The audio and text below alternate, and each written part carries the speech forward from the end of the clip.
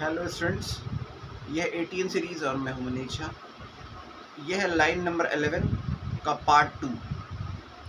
आपके text book में ये जो पैराग्राफ है, ये जो पर्टिकुलर लाइन है, ये एक कॉमा के बाद सेपरेट की गई है। तो कॉमा से पहले वाली बात हमने डिस्कस की थी। अब कॉमा के बाद वाली बात जो है वो आपके लिए एक बार पढ़ देता हूँ मैं।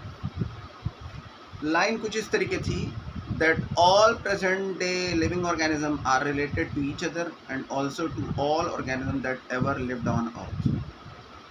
यहाँ तक हमने डिस्कस किया था कि जो प्रीवियस लाइफ फॉर्म्स थी जो अब एक्सटिंक्ट हो गई है, वो अभी जो हमारे अर्थ पर प्रेजेंट लाइफ फॉर्म्स हैं उससे रिलेट करते हैं, क्योंकि हमारे पास जेनेटिक मटेरियल सेम है और बहुत सारी चीज़ें हमने डिस्कस की थी।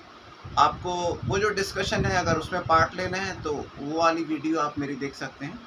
कॉमा के बाद जो शुरू होता है, comma was a revelation which humbled man and led to the cultural movement for conservation of biodiversity. अब ये जो बात है, ये जब ह्यूमन ने रियलाइज़ की कि प्रीवियस लाइफ फॉर्म्स अभी के लाइफ फॉर्म से रिलेट करते हैं, अभी जितने लाइफ फॉर्म्स हैं वो सारे के सारे लाइफ फॉर्म्स एक दूसरे से रिलेट करते हैं। जब ये बात हमको रियलाइज़ हुई ह्यूमन बींग्स को, तब इन्होंने कल्चरल मूवमेंट शुरू किया ताकि बायोडाइवर्सिटी को कंजर्व किया जा सके। अब कल्चरल मूवमेंट से मेरा क्या मतलब वो ये है कि जैसे आपने चिपको मूवमेंट के बारे में सुना होगा, जो बिश्नोई ट्राइब्स थी उसने शुरू की थी, और ट्रीज़ को कंजर्व करने के लिए लोग ट्री से चिपक जाते थे और ट्रीज़ को काटने नहीं देते थे। मतलब जब कोई उसको काटने आता था तो वो ट्री से चिपक जाते थे। ये था चिपको मूवमेंट। चिपको मूवमेंट से ही मिलता जुलता एक और एपिको मूवमेंट भी शुरू हुआ। अलग अलग टाइप के कल्चरल मूवमेंट शुरू हुए ताकि बायोडाइवर्सिटी को बचाया जा सके। बहुत मात्रा में बायोडाइवर्सिटी को बचाने के लिए उन्हें पवित्र घोषित किया जाता था, मतलब सैक्रेड बनाया जाता था। और जब आप चीज़ों को पवित्र बनाते हैं, जब आप उनको रिलीजियस फैक्ट्स से जोड़ते हैं, तो उनका कंजर्वेशन खुद ब खुद हो जाता है। तो इस तरीके से बायोडाइवर्सिटी को कंजर्व करने के लिए अलग अलग टाइप के कल्चरल मूवमेंट्स चलाए गए। वो तब चलाए गए जब ह्यूमंस को ये रियलाइज़ हुआ कि अभी के जो लाइफ फॉर्म्स हैं वो हमसे, सभी लाइफ फॉर्म्स एक दूसरे से जुड़े हुए हैं, और अगर हम किसी एक पर्टिकुलर लाइफ फॉर्म को नुकसान पहुंचाते हैं तो हो ना हो वो आगे चलकर हमको खुद भी नुकसान पहुंचाएगी, क्योंकि हम सभी एक दूसरे से फूड चेन से जुड़े हुए हैं। इसको एविडेंस करने के लिए एक बात एनसीईआरटी में दी गई है, क्लास 12th में पढ़ेंगे आप इसको। मैं आपको ये बात बताता हूँ ताकि आपको ये बात एविडेंस हो सके। देखिए, एक साइंटिस्ट हैं जिनका नाम है पॉल अहलिच। इन्होंने इकोलॉजी में एक बात बताई, इसको कहते हैं रेवेट पॉपर हाइपोथेसिस।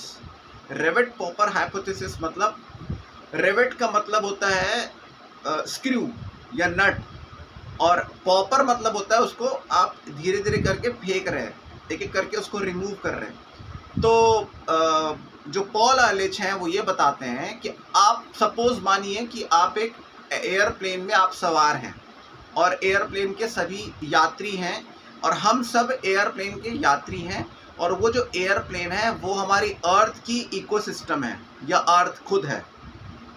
हम सब उस पर सवार हैं। अब शुरुआत में ये सोचिए कि आप छोटे छोटे स्क्रू खोलकर नीचे फेंकने लगे, प्लेन उड़ रही है, आप उस पर सवार हैं। ध्यान दीजिएगा, इमेजिन करिएगा, तो पॉल अहलिच की बात आपको समझ में आएगी। तो आप धीरे धीरे करके स्क्रू को नीचे फेंकना शुरू किए। शुरुआत में कुछ भी नहीं होगा, कुछ भी सिग्निफिकेंट नहीं होगा। शुरुआत में ऐसा हो सकता है कि आप जिसके अंदर बॉटल रखते हैं, वो बॉटल रखने वाला जो हिस्सा है वो खुल के निकल जाए। धीरे धीरे होगा कि जो सीट है जिस पर आप बैठे हैं वो निकल जाए। फिर आपको बड़े चेंजेस नज़र आएंगे धीरे धीरे, अगर आप उसको कंटिन्यू करते रहे। अब धीरे धीरे करके जब आप उसको स्क्रू को नीचे फेंकते रहेंगे तो आप धीरे धीरे देखेंगे कि आपने कॉकपिट खोल दिया, पूरा का पूरा कॉकपिट खोल दिया, और वो प्लेन जो है अब पूरी तरीके से डैमेज हो गया, और अल्टीमेटली वो क्रैश हो जाएगा और सारे लाइफ फॉर्म्स ख़त्म हो जाएंगे, मतलब सारे यात्री ख़त्म हो जाएंगे। तो हम ह्यूमन उसी प्लेन में सवार हैं, और हम ये ऐसा मानते हैं कि हम जो ह्यूमन बीइंग है वो सबसे ऊंचे तबके के स्पीशीज़ हैं, सबसे एडवांस स्पीशीज़ है, ऐसा हम मानते हैं। लेकिन हमारे मानने से कुछ नहीं होता। अर्थ सबका है, सबको रहने का अधिकार है, बायोडाइवर्सिटी बहुत ज़्यादा है और सबका इक्वल इम्पोर्टेंट है। अगर आप चींटी को भी मारते हैं तो फूड चेन से वो जो आपका डिसीजन है वो आप तक लौट कर आएगा।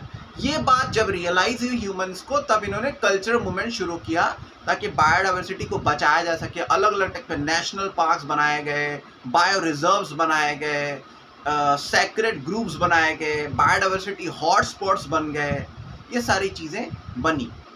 ठीक है, इससे जुड़ा हुआ कोई भी आपके पास अपना ओपिनियन हो तो मुझे कमेंट सेक्शन में ज़रूर बताएं और keep raising questions. Bye bye. मैं मिलता हूं आपसे अगली वीडियो में ऑफ एटीएन सीरीज़। तब तक के लिए सोचते रहिए और बायोलॉजी एंजॉय करिए।